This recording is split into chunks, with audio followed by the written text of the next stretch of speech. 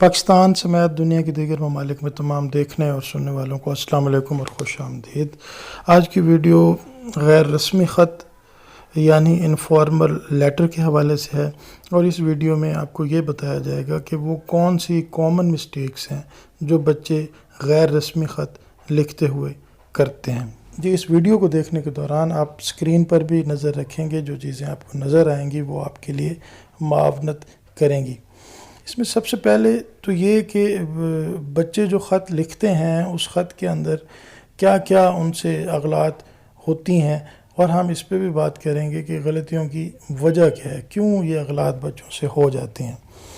سب سے پہلے تو غیر رسمی خط جو انفارمل لیٹر ہے، جب بچے فائنل پرچے کے قریب پہنچے ہوئے ہوتے ہیں تو اکثر جو ہے یہ سوال مجھ تک پہنچتا ہے، جو بچے میل کرتے ہیں، کمنٹ باکس میں کبھی لکھ دیتے ہیں، اور کبھی ایسا بھی ہوتا ہے کہ پرسنلی رابطہ کرتے ہیں واٹس ایپ پر، اور ان کا یہ کہنا ہوتا ہے کہ سر ہمیں یہ بتا دیں کہ غیر رسمی خط کے اندر کتنے پیراگراف ہوتے ہیں، سر ہمیں یہ بتا دیں کہ کس پیراگراف میں ہم نے کیا لکھنا ہے، ہم نے خط کا آغاز کیسے کرنا ہے، ہم نے خط کی تفصیل کون سے پیراگراف میں لکھنی ہے، ہم نے جو ہے خط کا جو اینڈ ہے، جو اختتامی جملے ہیں وہ کیسے لکھنی ہیں۔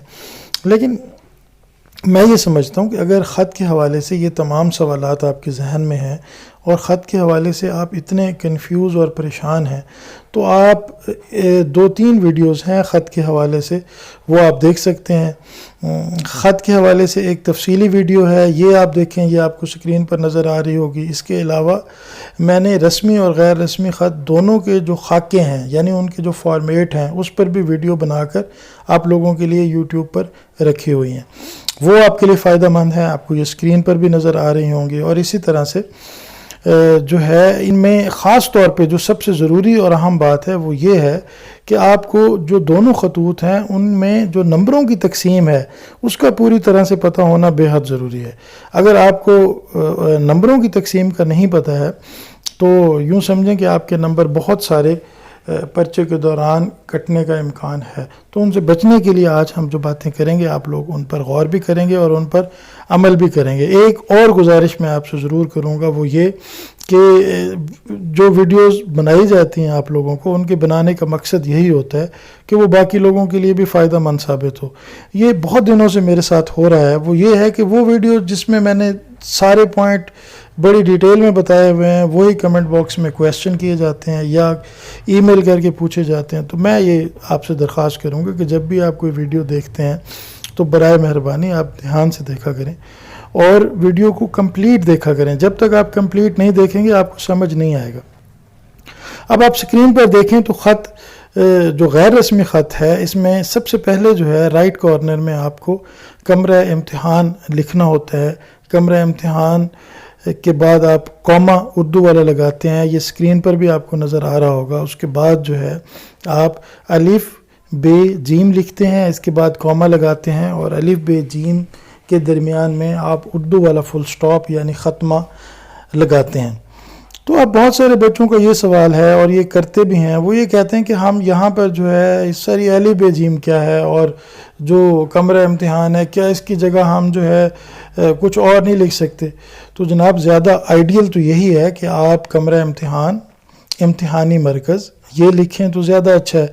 اس سے مراد آپ کا پتہ ہے، جس شہر میں آپ رہ رہے ہیں اس سے مراد وہ پتہ ہے، اور الف بے جیم سے مراد شہر کا نام ہے۔ اب یہاں پہ جو پتہ ہے آپ کا وہ بھی فرضی ہم لکھ رہے ہیں، اور جو شہر کا نام ہے وہ بھی فرضی لکھ رہے ہیں، تو اگر الف بے جیم آپ لکھ دیتے ہیں تو زیادہ بہتر ہے۔ لیکن اگر آپ نے ہر صورت میں اپنے اسکول کا نام لکھنا ہے اور اپنے شہر کا نام لکھنا ہے تو وہ بھی آپ لکھ سکتے ہیں، اس سے کیمبرج میں آپ کے نمبر نہیں کٹیں گے۔ اس کے بعد جو سب سے اہم ہے اور بچے جس میں بہت زیادہ غلطی کرتے ہیں وہ یہ تاریخ والا حصہ ہے، جہاں پہ آپ نے تاریخ لکھنی ہوتی ہے، مہینہ لکھنا ہوتا ہے اور سن لکھنا ہوتا ہے۔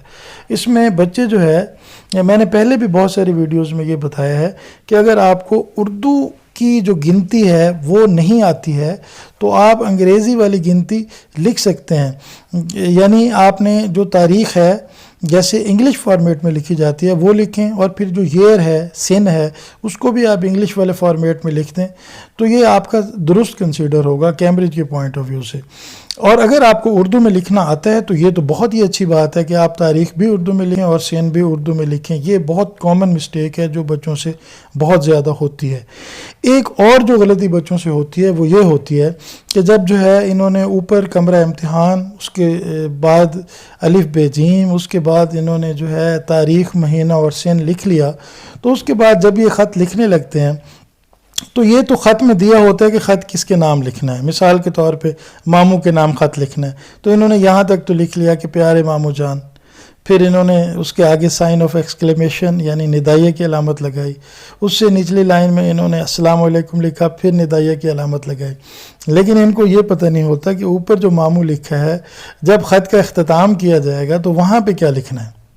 تو یہ بہت ضروری چیزیں میں آپ کو بتا رہا ہوں کہ جب آپ ماموں کے نام خط لکھ رہے ہیں تو آپ کون ہیں. آپ خط ماموں کے نام ہے تو آپ جو ہے ان کے بھانجے ہو گئے. اسی طرح سے اگر خط جو ہے چچا کے نام ہے تو آپ آخر میں لکھیں گے آپ کا بھتیجا یا بھتیجی.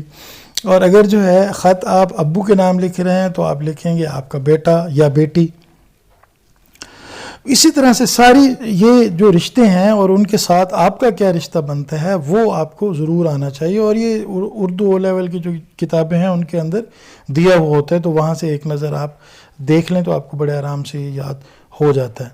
اب جو ابتدائی جملے خط کے ہوتے ہیں وہ اتنے مشکل نہیں. آپ خط سٹارٹ کرتے ہیں 2-3 سطروں میں، یعنی 2-3 لائنوں میں آپ نے خط کے ابتدائی جملے لکھنے ہوتے ہیں. غیر رسمی خط میں حال احوال خیر خیریت ہوتی ہے. آخری پیراگراف میں بچے توجہ نہیں کرتے ہیں اور خط کو اچانک سے ختم کر دیتے ہیں. تو میں یہ کہوں گا کہ آخری جو پیراگراف ہے اس میں آپ اختتامی جملے ہر صورت میں لکھا کریں. خط کا جو آخری پیراگراف ہے یہ بالکل بھی مشکل نہیں ہے. اس میں آپ نے 2 سے 3 جملوں میں اختتام کر دینا ہے اور اس سے آپ کا خط زیادہ اچھا بھی بن جاتا ہے اور آپ کے نمبر بھی زیادہ آتے ہیں. کرنا صرف آپ نے اتنا ہے کہ آپ نے آخری اور اختتامی جملوں میں یہی لکھنا ہے کہ بچوں کو پیار اور بڑوں کو سلام، اور مجھے اپنے خط کے جواب کا شدت سے انتظار رہے گا. پھر آپ جو ہے لیفٹ کارنر میں چلے جاتے ہیں، وہاں پہ وسلام لکھتے ہیں. وسلام لکھنے کے بعد آپ جس کے نام آپ نے خط لکھا ہے ان سے جو آپ کا رشتہ بنتا ہوگا وہ آپ لکھیں گے. یہ آپ سے مسٹیک ہوتی ہے اور اس پر آپ نے قابو پانا ہے. جیسے اس خط میں آپ ماموں کے نام لکھ رہے ہیں تو یہاں پر آپ آخر میں لکھیں گے آپ کا بھانجا، اور اس کے نیچے آپ دال رے سین لکھ کر اور ان کے درمیان میں اردو والا فل سٹاپ ختمہ جو ہوتا ہے وہ لکھیں گے اور آپ کے اختتامی جو پیراگراف ہے وہ مکمل ہو گیا. اس میں کون سی مشکل بات ہے. اور میں آخر میں ایک دفعہ پھر آپ سے یہ کہوں گا کہ آپ خطوط پر پوری تفصیل آپ کو پتہ ہونی چاہیے. اگر آپ کو نہیں پتہ ہے تو اس پہ ویڈیوز موجود ہیں، آپ خط پر تفصیلی ویڈیو دیکھیں. اس کے علاوہ جو خط کے فارمیٹ ہیں، جو خاکے ہیں، وہ آپ کو بہت اچھے سے آنے چاہیے. اس پہ بھی ویڈیو موجود ہے، یہ بھی آپ کی مدد کرے گی. اس سے ہٹ کر آپ کو خط میں نمبروں کی تقسیم کا پوری طرح سے پتہ ہونا چاہیے. بہت سارے بچے یہ مسٹیک کرتے ہیں کہ وہ خط تو لکھ لیتے ہیں، انہیں یہ پتہ ہی نہیں ہوتا کہ خط میں کیمبرج کی طرف سے نمبروں کی تقسیم کیا ہے. بہت سارے بچوں کو تو یہ بھی نہیں پتا کہ 15 نمبر، یہ سوال 20 نمبر کا ہے، اس میں 15 نمبر لینگویج کے ہیں اور 5 نمبر کانٹینٹ کے ہیں، اور اس میں جو ہے حد الفاظ کہاں سے کہاں تک ہے یہ بھی نہیں پتہ ہوتا. آپ کو جو ہے جو نمبروں کی تقسیم ہے وہ یہ نہیں ہے کہ 15 نمبر لینگویج کے ہیں اور 5 نمبر کانٹینٹ کے ہیں. جو 5 نمبر کانٹینٹ کے ہیں ان کی مزید تقسیم ہے، اور ان کی مزید تقسیم آپ کو جاننی چاہیے. جب تک آپ کو اس کا پتہ نہیں ہوگا آپ کیمبرج میں کیسے اٹیمپٹ کریں گے، اور کیمبرج کا کرائیٹیریا ہی آپ کو جب پتہ نہیں تو آپ نمبر کیسے اچھے لیں گے. تو میرا خیال ہے کہ جو باتیں میں نے آپ لوگوں کو گوش گزار کی ہیں آپ ان پر غور کریں گے اور ان پر عمل کریں گے. اس سے یقینی طور پر آپ کے نتائج اچھے آئیں گے. آج کی ویڈیو میں بس اتنا ہی. آپ سے بات ہوگی کسی اور ویڈیو میں کسی اور موضوع پر. تب تک کے لیے اللہ حافظ.